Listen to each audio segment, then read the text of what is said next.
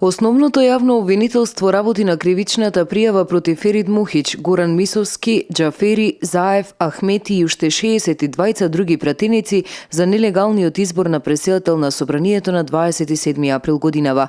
Во оваа фаза не можеме да откриеме кој обвинител е надлежен, само можеме да ви кажеме дека се работи на прибирање докази во предистражна постапка, велат од Републичкото јавно обвинителство. Каква разврска може да се очекува и како ќе течат работите, засега не откриваат, само информираат дека постапиле соодветно на барањата на подносителот наведен во кривичната пријава.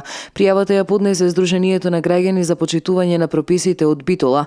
Ова здружение е формирано уште во 2004 година, чија што главна дејност е следење на изборите.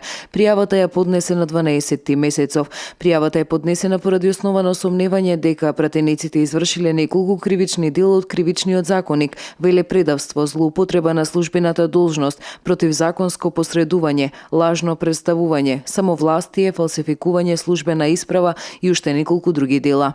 Претседателот на Сдруженијето Васко Костевски по поднесувањето на кривичната рече дека задачата на обвинителството нема да биде лесна, бидејќи се работи за пратеници. Верува дека ќе искористат својата политичка моќ за да го спречат процесот, но децидене ситуацијата е јасна. Кривичните дела се направени. Во пријавата се наведени имињата на сите 67 пратеници од парламентарното мнозинство, како што е наведено во истата, докази за нелегалноста на седницата постојат, а дополнителни обвинителството може брзо да прибави со извршување увид на документите изготвени за време на изборот на Џафери, документите испратени до службен весник, како и преку директните сведоштва на преседавачот Трајко Велјановски и генералниот секретар на Собранието Жарко Денковски. Постојат и видеоматеријали, потсетија од Сдруженијето, на кои се гледа снимено целото дејство на одржување на импровизираната седница. Пред една недела пак од граѓанската иницијатива за заедничка Македонија до Уставниот суд доставија иницијатива за оценување на уставноста на изборот на Талат Џафери и очекуваат изборот на Џафери да биде поништен.